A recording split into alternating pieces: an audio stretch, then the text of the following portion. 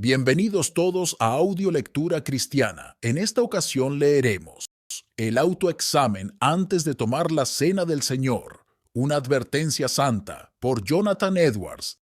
Dicho esto, amados hermanos, comencemos. Por tanto, pruébese cada uno a sí mismo, y coma así del pan, y beba de la copa. Porque el que come y bebe indignamente, sin discernir el cuerpo del Señor, juicio come y bebe para sí. Primera de Corintios 11:28 al 29. Las personas deben examinarse a sí mismas para determinar su idoneidad antes de participar de la cena del Señor. No sea que por participar indignamente, coman y beban condenación para sí mismas. Hay algunas cualidades que hacen que una persona sea tan inepta que no hay ningún estímulo en la palabra de Dios para que tal participante sea de algún beneficio. Es completamente contrario a la mente y la voluntad de Dios que tales personas vengan trayendo consigo estas ineptitudes. Por lo tanto, antes de llegar a esta ordenanza, el hombre debe examinarse con respecto a las siguientes cosas. En primer lugar, ya sea que viva o no en algún pecado conocido. Aquellas personas que viven vidas inmorales, cualquiera que sea la inmoralidad que practiquen, que viven en la complacencia habitual de cualquier lujuria, son completamente ineptas para venir a la santa ordenanza del Señor. Si el pecado en el que vive es de comisión u omisión, y si es permitido y conocido, entonces viene indignamente a la cena, si es que viene. Eso lo hace inepto. Sea menor o mayor el pecado en que vive, si contra la luz habitual de su conciencia se acerca a la mesa del Señor antes de abandonarla, es un participante indigno e inepto. Es 1000 veces mejor que esas personas se mantengan alejadas en lugar de acercarse. El que esas personas vengan a la cena del Señor es una profanación abominable de la ordenanza. Es una profanación del templo de Dios y de sus cosas sagradas. Así como en la antigüedad, a los que eran legalmente inmundos no se les permitía venir a la Pascua ni comer de los sacrificios, así tampoco a los hombres que viven en prácticas malvadas de cualquier tipo, se les permite acercarse a la santa ordenanza de la cena del Señor. Sin duda, Dios tiene tanto cuidado de que este sacramento del Nuevo Testamento no se contamine como lo tuvo de que el templo, el altar, los sacrificios y las fiestas de la antigüedad se mantuvieran puros. A las personas inmundas se les prohibía estrictamente en la antigüedad acercarse. Así pues, a los que están así inmundos por la maldad permitida, no se les prohíbe menos estrictamente acercarse a los signos sagrados ordenados del cuerpo y la sangre de Cristo. En segundo lugar, el hombre debe examinar si su resolución seria es evitar todo pecado y vivir en obediencia a todos los mandamientos conocidos mientras viva. Ya sea que esté practicando alguna forma conocida de pecar o no, si tiene el propósito de pecar en el futuro, o, si no lo tiene explícitamente, si está dispuesto a cometer pecado cuando se presenten las ocasiones, sin tener ninguna resolución en contra de ello, sin haber llegado nunca a ninguna determinación mental de esforzarse verdaderamente por hacer todo lo que debe hacer y evitar todo lo que no debe hacer, no es apto para recibir el sacramento, como se verá evidentemente en este momento. Por lo tanto, las personas antes de atreverse a acercarse al sacramento de la Cena del Señor deben examinarse estrictamente en cuanto a este asunto. Si esa es su determinación, evitar mientras vivan todos los pecados conocidos y ponerse a caminar en un camino de obediencia. En tercer lugar, el hombre debe examinarse especialmente antes de asistir a la cena del Señor para ver si alberga un espíritu de odio, envidia o venganza hacia su prójimo. Si un hombre tiene tal espíritu hacia alguno de sus hermanos y no lo rechaza, sino que de vez en cuando actúa según él, mantiene tal espíritu y disposición hacia él y lo expresa, eso lo hace inepto para asistir al sacramento de la Cena del Señor. Y si primero no toma la resolución de dejarlo de lado y no permitirlo más, come y bebe indignamente. Un espíritu así en un hombre lo vuelve inepto y hace que la ordenanza sea nula para él, de la misma manera que la levadura en una casa hacía nula la Pascua. La levadura tipificaba toda maldad, pero especialmente la malicia y el odio. Representaba esto apropiadamente por su acidez. El apóstol llama levadura a la malicia y nos ordena que celebremos la fiesta cristiana sin esta levadura, como antiguamente celebraban la Pascua sin levadura.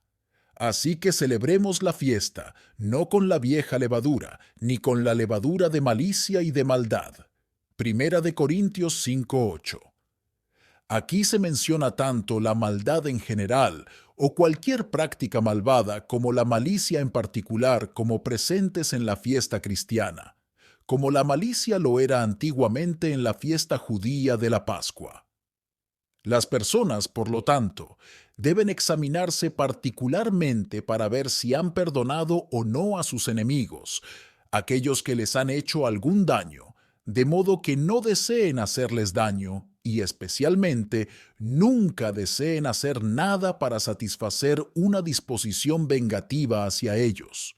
Si los hombres tienen disputas entre sí, deben procurar ponerles fin antes de acudir a la cena del Señor. Si se reúnen a la mesa del Señor manteniendo sus disputas entre sí y complaciéndose en un espíritu de contienda, un espíritu de odio, comen y beben indignamente. Las personas deben examinarse particularmente a sí mismas para ver si tienen alguna disposición y deseos sinceros hacia estas cosas que son los principales designios, fines y beneficios de su profesión. En cuarto lugar, las personas deben examinar su propósito al asistir a la cena del Señor. Si alguno de esos fines para los cuales se designó la ordenanza es lo que buscan al asistir, o si es solo algo completamente distinto que Cristo no tuvo en cuenta al establecerla. La ordenanza fue designada para el bien espiritual de los participantes. Por lo tanto, si los que asisten no buscan eso en ella, y no es por ningún deseo de su bien espiritual, ni por ningún respeto consciente al mandato de Dios que vienen, sino solo por algún fin, alguna ventaja o crédito temporal, comen y beben indignamente. Así hacían los corintios, de quienes habla el apóstol en el texto. Lo que los movía a acudir al sacramento no era para conmemorar la muerte de Cristo según su institución, ni para obtener bienes espirituales, sino para alimentar sus cuerpos y satisfacer su apetito sensible, sin discernir el cuerpo del Señor. Las personas deben examinarse a sí mismas con respecto a estas cosas, para que no coman ni beban condenación para sí mismas. Quienes vienen con esta ineptitud o de esta manera indigna, viviendo todo el tiempo en pecados conocidos o sin haberse resuelto nunca verdaderamente a vivir en tales pecados y albergando un espíritu de odio, mala voluntad hacia sus hermanos, o no apuntando a nada más que un fin perfectamente ajeno al diseño de la ordenanza, comen y beben juicio para sí mismos. Es decir, su comer y beber no hace más que exponerlos mucho más a la condenación eterna, y sella esa condenación. Los que participan dignamente comen y beben la vida eterna. Es decir, su comer y beber será provechoso para sus almas y tenderá a su salvación, y la promesa de la vida eterna está sellada para ellos. Pero los que comen y beben indignamente, comen y beben su propia condenación.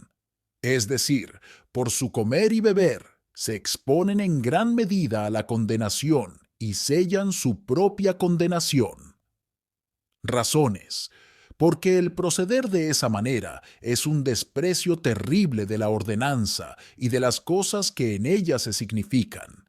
El venir y pretender comer el cuerpo y la sangre de Cristo 86 y atreverse permisiblemente mientras tanto a continuar con sus malas prácticas y llevarlos a la presencia de Cristo, a la comunión de su cuerpo y sangre, muestra un gran desprecio de ella.